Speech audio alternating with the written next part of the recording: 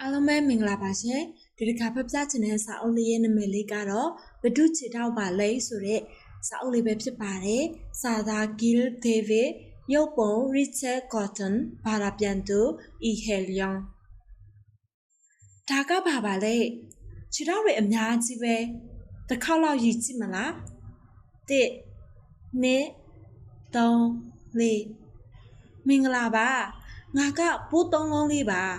ခြေထောက်ကများပေမဲ့ထင်တာထက်မြန်သွားနိုင်တယ်ကြောက်တုံးပေါ်မှာတခုခုရှိနေတယ်တေချာပေါက်မင်းညက်နဲ့တူတယ်ငါလက်ကွငါနဲ့လက်ဆွဲနှုတ်ဆက်ကြမလားတရွတ်တိုက်ဘေးကိုလမ်းလျှောက်သွားနေတယ်ဟိုဟာလေးကပါလေတေချာပေါက်စပင်နဲ့တူတယ်ဟျူးတကယ်ပဲငါစပင်တွေကအရန်ရှုပ်ပွားနေပြီညောင်ဝန်ကြီးကရေရွတ်ညှိတွားနေတယ်ဟိုဟာကပါလေအဝါရောင်အဆက်ပြောက်တွေရှိနေတာကလက်ဘေးနဲ့တူတယ်အမလေးရိပ်မိသွားပြီပဲ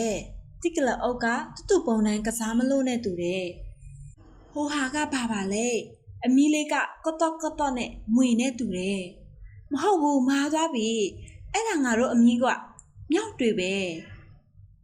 တွင်ပေါက်ထဲကနေအပြင်ကိုတခုခုထွက်နေတယ်တေးလေးနဲ့အဖြူရောင်ဆိုတော့ယုံရဲ့အမီးနဲ့တူတယ်ယုံလေးရဲ့အကုန်မြင်နေရပြီနော်ဒါကပါလေပုံရှည်ကြီးထဲကနေလေတွေထွက်နေတယ်ငါနှမောင်းကအခုစုံနေတဲ့ငါခေါင်းကို6အောင်လုပ်နေတာစင်ရဲ့နှမောင်းဖြစ်နေတာကိုဝါရဲ့ချာမှာတင်ပါကြီးကိုတွေ့နေရတယ်ဘယ်သူပါလဲမင်္ဂလာပါငါကပန်တာဝဲဝင်လေပန်တာဝဲဝင်ကတော့မျက်လုံးနဲ့လက်တွေခြေထောက်တွေကအမဲရောင်ဖြစ်တယ်ဟိုးကပါလေမဟုတ်မလွယ်ရောငါတငယ်ချင်းရဲ့အမည်ဖြစ်နေမလားဆွဲရဲရင်ဆွဲချစ်လိုက်စမ်းပါချက်ချင်းထလာပြီးစူပူကျင်းမပြစ်မှာမို့1 2 3 4ဒီလိုခြေထောက်တွေအများကြီးကဘဒုခြေထောက်ဖြစ်မလဲလေထဲမှာပေါ်နေတဲ့အမည်ကဘဒုအမည်ဖြစ်မလဲယုံဖြစ်မလားငွေဖြစ်မလားဒါမှမဟုတ်ရင်ဝက်ဝင်ဖြစ်မလားတရိတ်ဆန်တွေအများကြီးစာအုပ်ထဲမှာပုံနေပါတယ်ဘလို့တရိတ်ဆန်တွေပုံနေမလဲဆိုတာကိုအစကနေတစ်ခေါက်လောက်ပြန်ကြည့်ရဘလို့လဲ